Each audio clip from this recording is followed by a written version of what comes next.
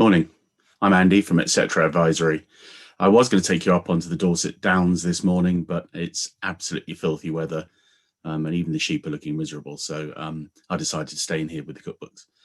I wanted to talk to you about being your authentic self, which I know sounds like management buzzword bingo, or can sound that way. But I had a really revelatory conversation with a client earlier this week, and we were chatting about the restorative power of the Christmas break, which I'll come back to actually. But he said that he had spent the break when he had some downtime writing children's stories, and we explored that a little bit. And it turns out that he makes up stories for his children at night. So they'll give him something to talk about, and he'll just make up the story, which is fantastic. And his words were, "I get creative again when I'm well rested." So that's something to think about, isn't it? Because the implication is that when he's not well rested and before Christmas, he wasn't as creative. Fact is, he ended up getting up early in the morning, writing 2,000 words a day, and has written half a children's storybook over Christmas, which is incredible when you think about it. So we explored it further, and he made a confession which he said I could share, but I'm not naming, so it doesn't really matter. But he said, my wife tells me I lose my personality between Monday to Friday. And I just asked him to think about that for a second, because that seems astonishing to me that he would leave his personality behind during the working week, as a lot of people would call it. And I asked him to explain to me how he felt, what the difference was between him with his personality and him without his personality. And basically, he's more cautious, he's less creative, he's a little bit more risk averse, he is takes longer to make decisions, and generally a lesser version of himself. So one of the things we've agreed to do is that we're going to keep watching for that authentic version.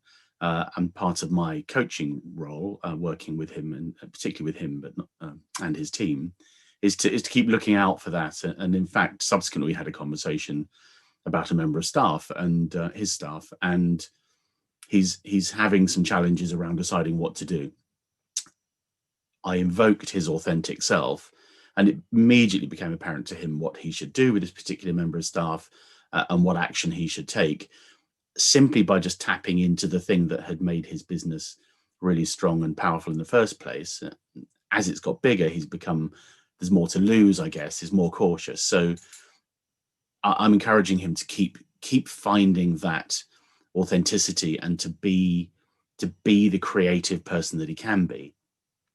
And I think it's worth sharing, because apart from the fact people never cease to amaze you, do they? I mean, this is a pretty serious guy, and he's inventing children's stories and now writing them down, and brilliant. But also,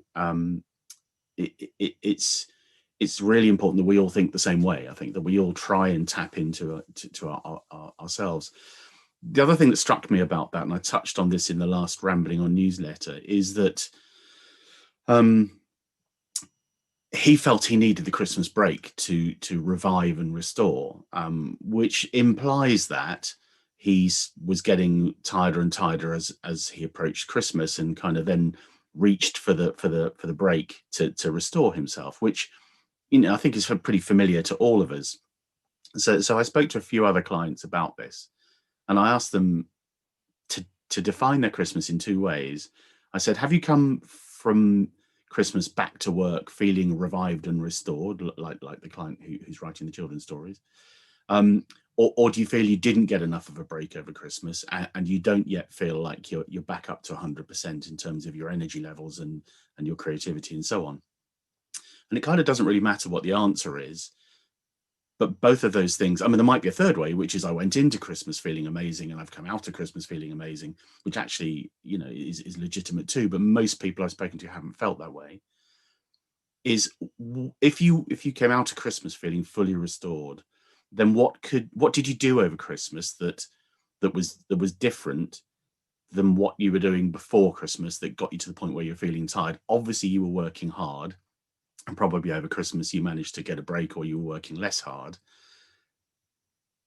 But can it be that you can build a sustainable, growable, powerful business if you have to reach a holiday before you can, you stretch yourself and crawl, sort of dragging yourself by the fingernails to your holiday to plug in like an electric car and restore? How can that be a sustainable model, really? So I challenge those clients to explore what it was they did over Christmas specifically that made them feel more energized. And it won't just having been stopped. It won't just be stopping. There's a lovely expression I was told years ago, which is that boredom is a driver of creativity. So actually getting to the point where you're feeling bored could be a driver for creativity. And how could you be bored more often is a legitimate question to ask yourself, I think, if that's where you get your creativity from. So if you come out of Christmas feeling great and you're fully powered up right now, then what is it you did over Christmas, and what can you do to extract that and apply that to your everyday life throughout the year and not just on your holiday? And that sounds a little glib, but I think it's really important to explore that. And I'm very happy to jump on a call if you want to do that. For the other clients who came out saying, I don't feel fully restored, I just went in feeling shattered, now I feel a bit less shattered, really the same question applies, but also what were they doing or not doing over their holiday that meant that they still don't feel fully restored? And perhaps there's some attitudinal baggage they're dragging around themselves about their own businesses or about their own beliefs or about their own abilities, which need to be addressed as well.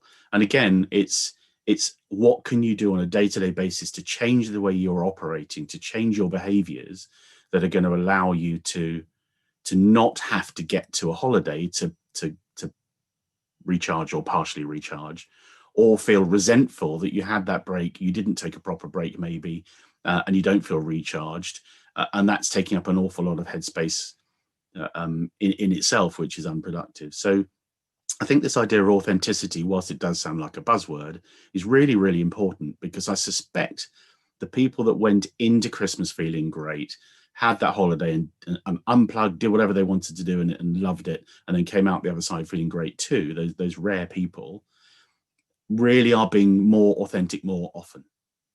And that feels to me like it's the answer. If you can be genuine. So the client, let's go back to the client who writes the children's stories or writes them when he's got time.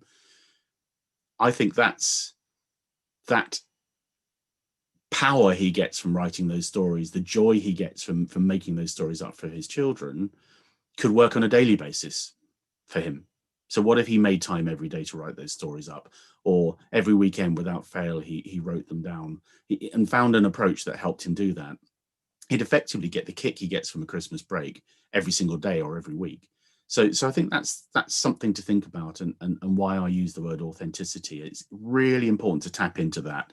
And if you or your partner is pointing out that maybe you're not, you're putting your personality to one side or leaving it at the door when you go to work, then this is something to really think about very seriously. I'll be talking more about it. There'll be more in rambling on in the future about it. But even if you just stop and think about it, I think it's would be time well spent. Hope that was helpful. And I'll speak to you next time.